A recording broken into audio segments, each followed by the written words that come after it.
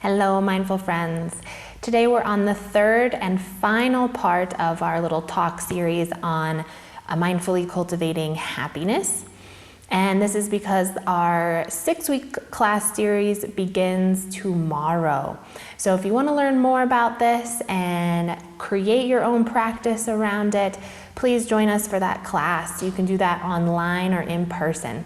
And you can find out more at newleafmindfulness.com. So last week we talked about how to use our curious observation to start understanding what is arising within us and what conditions lead to feelings of happiness and feelings of discontent, less desirable feelings. And in that talk, we were not trying to change anything or fix it. We were simply observing and learning more about our states of being and when they arise and why. And today we're going to be talking about how do we choose to engage the happy feelings, how we choose to engage the joy. And this truly is a choice. It's a matter of developing the skill and the capacity to direct our attention to the things that bring us joy and happiness. And it's also within a skill set that we build to be able to do things and engage in life in ways that enhance happiness or make it more likely that we will feel happiness. And so the first part of this is directing our attention. And I had a nun teach me this in one of her talks. She was sharing how she struggled with depression. Even when she was living in the monastery and practicing mindfulness and surrounded by this mindful community, she still struggled with depression. She said when she was in those states, it was almost like she couldn't even see the good around her. It wasn't there anymore. And so what she would do is recall what were the things that brought me happiness before, or that I know that I really like and enjoy. And that might have been from a memory, maybe we journal on it before, but we know there are things that we truly did enjoy. And she said, even though I didn't feel the joy from them in that moment, on that day, I would still choose to engage anyways. So it's like you're in a depressed state, it's hard to actually feel the happiness. So then it gets hard to motivate ourselves to engage in the good things because we're like, what's the point? The happy feeling isn't there. And what she was encouraging us to do is feel the happiness or not, engage in the things that you know are pleasant, are joyful in your life. And so hers was as simple as recognizing the cherry blossom tree outside of her dorming area. So she would walk from her room to the cafeteria and there was a cherry blossom tree on her path. And she knew that when she was in a more peaceful state of being, she got a lot of joy and happiness from the beauty of the cherry blossom tree. So in her depressed state, she wasn't even looking. She'd walk right by, she'd see all that beauty, no positive effect at all. And she recognized that it was because in the depressed state, she was choosing not to look and engage. So she encouraged herself, every time you walk by, pause, stand in front of the cherry blossom tree and look. Be there, be present for it, acknowledge it, dive in, notice its colors, its shades, smell, listen to the bugs within it, and give yourself the moment to be present in that condition of happiness. Whether you feel the happiness in that moment or not, choose to engage. And she said she did this and it took her quite a while. It was not immediate. It was like almost a month that she had to keep choosing to engage in this way. Pause, really look. And then she said one day, that feeling of connection with this tree, that feeling of admiration of it, of noticing its beauty, kind of arose in her again. And she started to feel little bits at a time the happiness that it brought to her.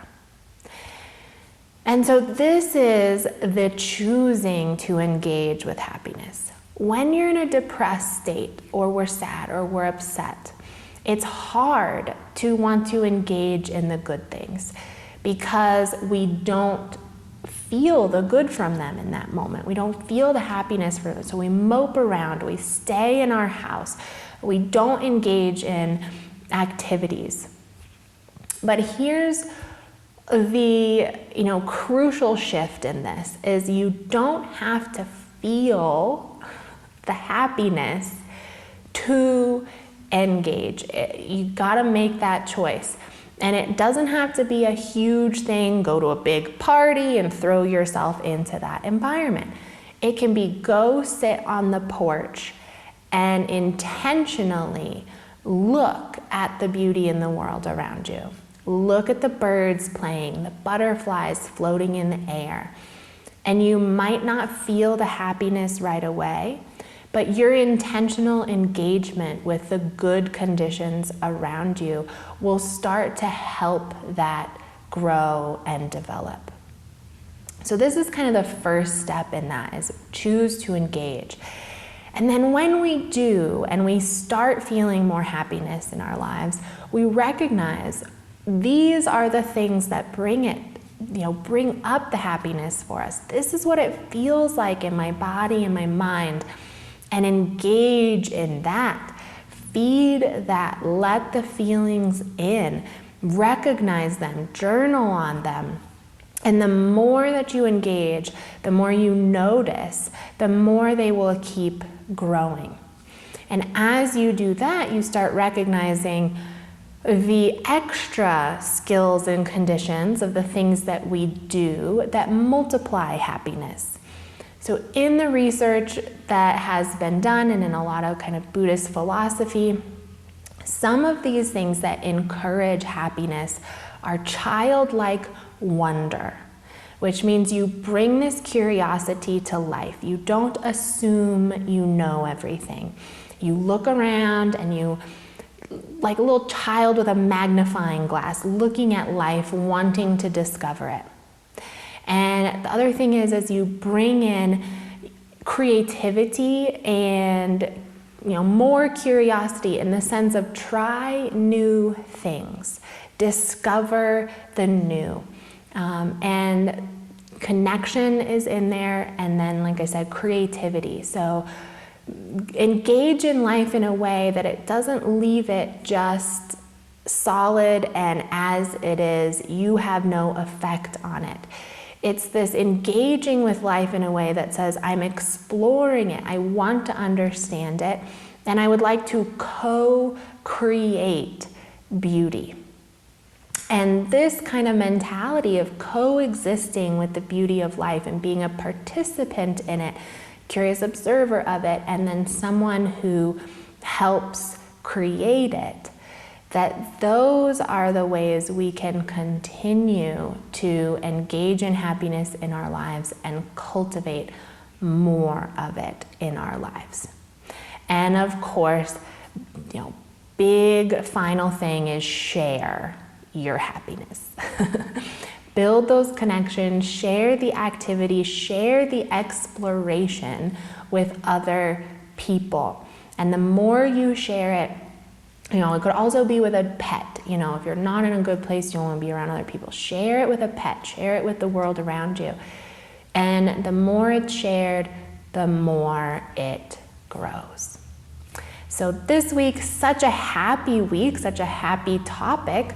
Go out and find ways to engage happiness, and then find ways to help it grow in your life, and recognize that you are the one able to do that based on how you are engaging with life.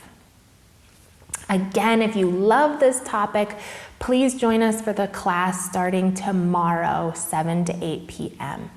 And you can also do this in individual coaching. Find information on both at newleafmindfulness.com. I have a very happy sharing, and part of my creation in life is writing books. And so I have my new book. I got the first copy of it in the mail this weekend, Healing Mindfully, Finding Peace Through Pain, Illness, and Aging.